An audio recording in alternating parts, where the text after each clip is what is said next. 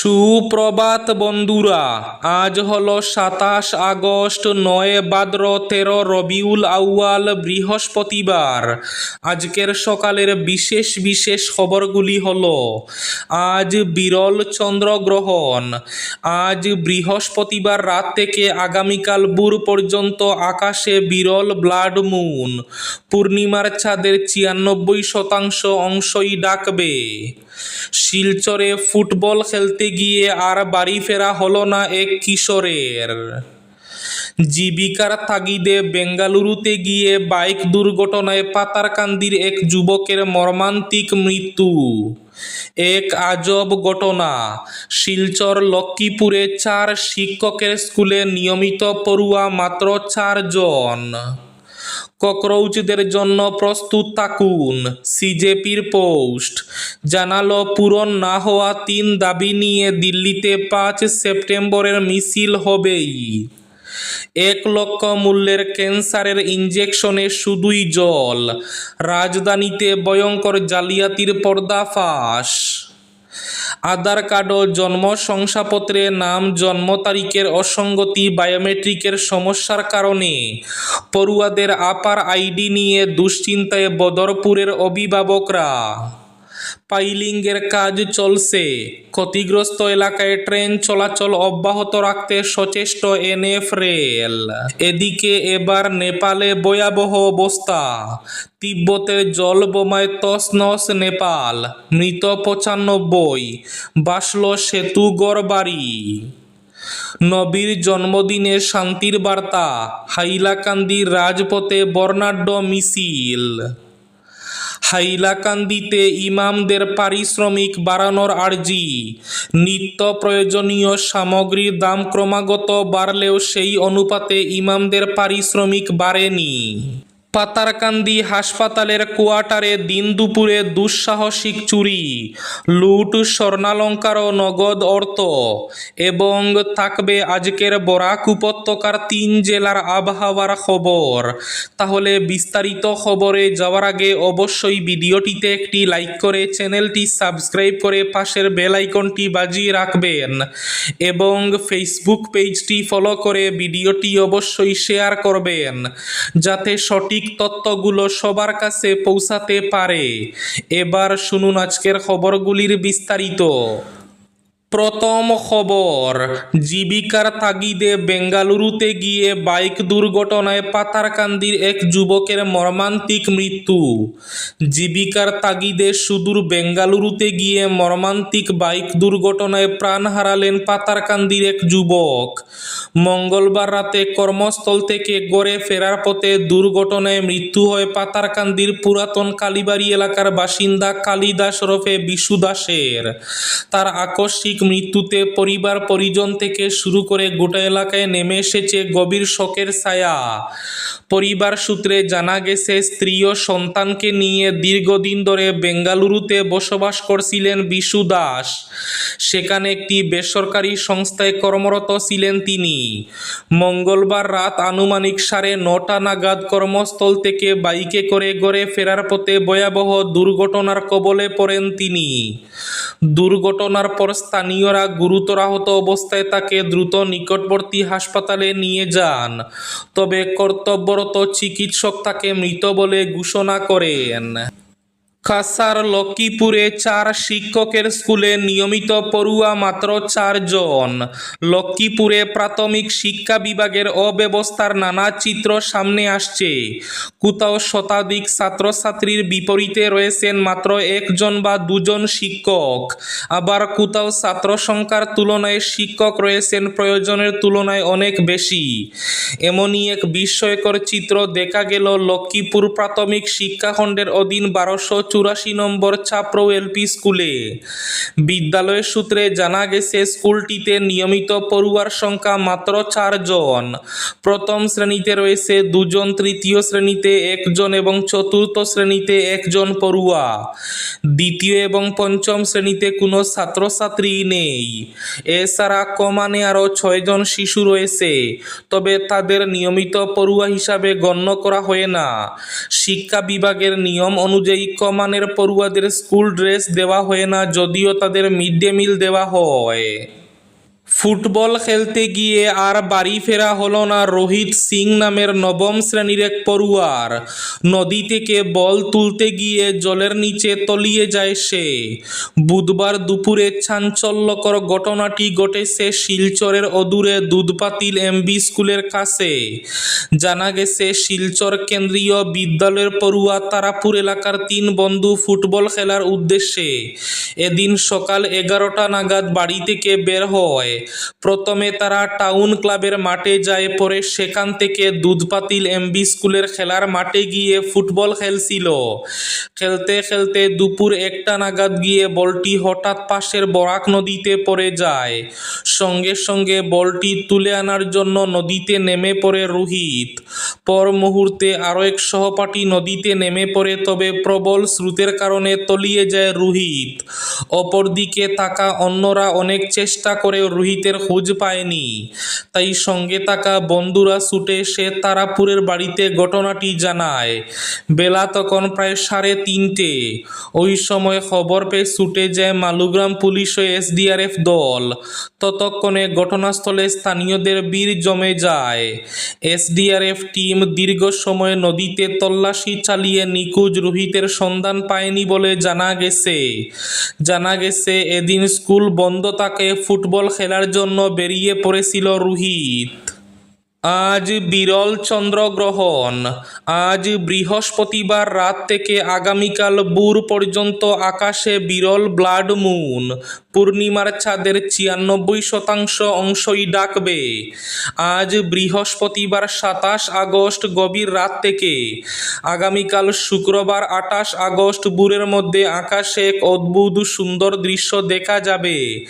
বিশ্বজুড়ে মহাকাশ প্রেমীরা উপভোগ করতে যাচ্ছেন এক গভীর আংশিক চন্দ্রগ্রহণ, যেখানে চাঁদের প্রায় 96% অংশই পৃথিবীর ছায়ায় ঢাকায় পড়ে যাবে। গ্রহণের চরম মুহূর্তে চাঁদ যখন সম্পূর্ণভাবে পৃথিবীর ছায়ায় প্রবিষ্ট হবে, তখন পূর্ণিমার চাঁদের প্রায় 96% অংশই ঢেকে যাবে ঘন অন্ধকারে।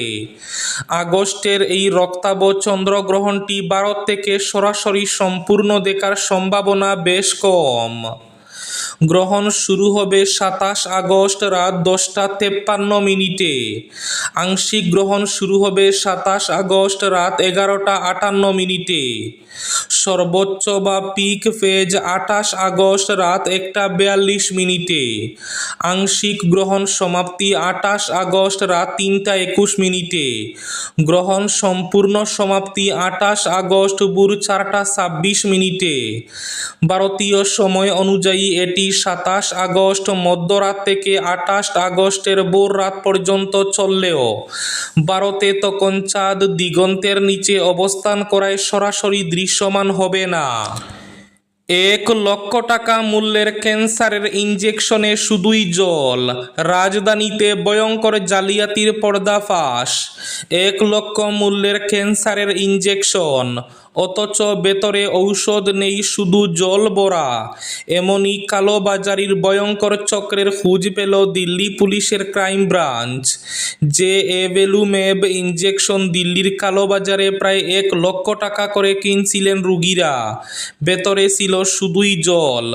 ঔষধ প্রস্তুতকারী সংস্থার মাধ্যমে জার্মানির ল্যাবে পরীক্ষা করানো হলে জানা গিয়েছে এই ইনজেকশনে ক্যান্সার প্রতিরোধের উপাদান শূন্য। পুলিশের দাবি, রাজস্থানের সরকারি স্কিমে ক্যান্সার রোগীদের জন্য বিনামূল্যে বা সরকারি ব্যবস্থায় সরবরাহ করা ঔষধ কালোবাজারি চক্রে বিক্রি করা হয়েছে। ককরোচদের জন্য প্রস্তুত থাকুন, সিজেপির পোস্ট। জানালো পূরণ না হওয়া 3 দাবি নিয়ে দিল্লিতে 5 সেপ্টেম্বরের মিছিল হবেই। আগামী 5 সেপ্টেম্বর রাজধানীর রাজপথে নামবে ককরোচ জনতা পার্টি। সেই কর্মসূচির কথা আগেই ঘোষণা করেছে তারা। দিল্লির ইন্ডিয়া গেট থেকে দিল্লি পুলিশের সদর দফতর পর্যন্ত শান্তিপূর্ণ মিছিলের ডাক দেওয়া হয়েছে। আদৌ পুলিশের তরফে এই কর্মসূচির অনুমতি মিলবে কিনা তা নিয়ে সংশয় রয়েছে। হয়েছে। তার মধ্যেই বুধবার আবারও ওই কর্মসূচির কথা স্মরণ করালো সিজেপি। তাদের মতে যন্তর মন্তর থেকে ধর্ণা প্রত্যাহারের নেপথ্যে থাকা 4টির মধ্যে 3টি দাবি এখনো পূরণ করেনি কেন্দ্র। তিব্বতে জল বোমায় তছনছ নেপাল, মৃত 95, ভাসল সেতু গড়বাড়ি, নিখোঁজ 500-র মধ্যে 133 ভারতীয়। তিব্বত থেকে নেমে আসা ভয়াবহ হরপা বানে বিপর্যস্ত নেপালের বিস্তীর্ণ এলাকা। হরপা বান অর্থাৎ আকস্মিক বন্যা, যা একেবারে যেন সাক্ষাৎ জল বোমা। আর এই জল বোমারূপ হরপা বানে নেপালের একের পর এক গ্রাম প্লাবিত হওয়ার পাশাপাশি ধসে পড়েছে রাস্তা এবং সেতু। বুধবারের এই ভয়াবহ প্রাকৃতিক দুর্যোগে 95 জনের মৃত্যু হয়েছে, নিখোঁজ প্রায় 500 জন। নিখোঁজদের মধ্যে 133 জন ভারতীয় এবং 37 জন প্রবাসী ভারতীয় রয়েছেন। উদ্ধার কাজ যত এগোচ্ছে ততই বাড়ছে ক্ষয়ক্ষতির ভয়াবহতা। হাইলাকান্দিতে ইমামদের পারিশ্রমিক বাড়ানোর আর্জি।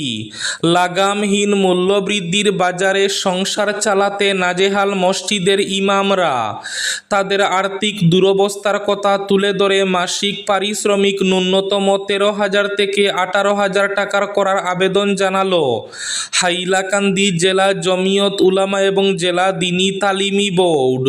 শুধু আবেদন নয়, একটি মধ্যবিত্ত পরিবারের মাসিক আয়ের আনুমানিক হিসাব তুলে ধরে সংসারের বাজেট প্রকাশ করেছে সংগঠনটি।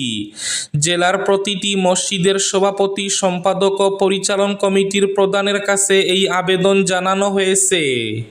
নবীর জন্মদিনে শান্তির বার্তা, হাইলাকান্দির রাজপথে বর্ণাঢ্য মিছিল। মহানবী হজরত মুহাম্মদ সাল্লাল্লাহু আলাইহি ওয়াসাল্লামের জন্মদিনের বার্তা ছড়িয়ে শান্তি এবং সম্প্রীতির আহ্বান নিয়ে বুধবার বর্ণাঢ্য মিছিলে মুখর হয়ে উঠল হাইলাকান্দির রাজপথ। ঈদে মিলাদুন্নবী উপলক্ষে শহরের এক প্রান্ত থেকে অন্য প্রান্তে পরিক্রমা করল হাজার হাজার মানুষের জুলুস। স্লোগানে বারবার উঠে এলো শান্তি চাই, সম্প্রীতি চাই, সন্ত্রাস নয়, মানবতা এবং ভ্রাতৃত্বই হোক সমাজের পথ। মিছিলের পথে ধর্মের গণ্ডি পেরিয়ে স্থানীয় মানুষের জল বিতরণ থেকে শুরু করে পথচারীদের মধ্যে চকোলেট বিলি, সব মিলিয়ে এদিন হাইলাকান্দি দেখল সম্প্রীতির এক অন্য ছবি। পাইলিংয়ের কাজ চলছে, ক্ষতিগ্রস্ত এলাকায় ট্রেন চলাচল অব্যাহত রাখতে সচেষ্ট এনএফ রেল। ডিমা হাসাও জেলার নিউ হারাঙ্গাজাও স্টেশন সংলগ্ন এলাকায় রেল লাইনের ক্ষতিগ্রস্ত অংশ পুনর্গঠনের কাজ এগিয়ে চললেও পুরোপুরি স্বাভাবিক অবস্থায় ফিরতে আরও প্রায় 1 মাস সময় লাগতে পারে। 118/1 থেকে 3 কিলোমিটার অংশে বর্তমানে পাইলিংয়ের কাজ চলছে। বিশেষ করে লাইন 1 এবং 2 পুনরায় পুরোপুরি কার্যক্ষম করে তুলতে কাজ চলছে। ক্ষতিগ্রস্ত অংশে বিকল্প ব্যবস্থা গ্রহণ করে ট্রেন চলাচল স্বাভাবিক রাখার পাশাপাশি পুনর্গঠন ও মেরামতের কাজও একযোগে চালানো হচ্ছে। ফলে যাত্রী এবং পণ্য পরিবহনে যাতে বড় ধরনের বিঘ্ন না ঘটে সেদিকে বিশেষ গুরুত্ব দেওয়া হয়েছে।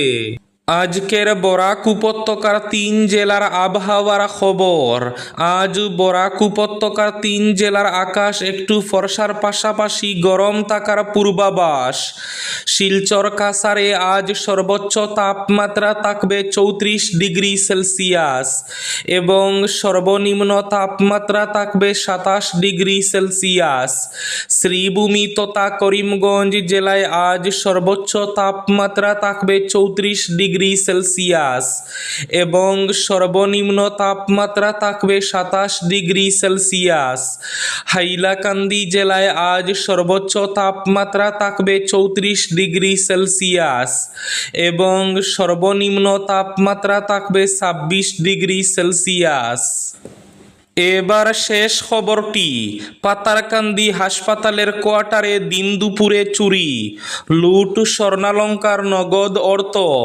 পাতারকান্দি শহরে ফের দুঃসাহসিক চুরির ঘটনায় চাঞ্চল্য ছড়িয়েছে। এবার চুরের নিশানায় সরকারি হাসপাতালের কোয়ার্টার। বুধবার দিন দুপুরে হাসপাতালের ব্লক প্রোগ্রাম ম্যানেজার সৌমেন্দ্র দাসের সরকারি আবাসনের তালা ভেঙে গড়ে ঢুকে স্বর্ণালঙ্কার হাত ঘড়ি এবং নগদ অর্থ নিয়ে পালিয়েছে দুষ্কৃতীরা।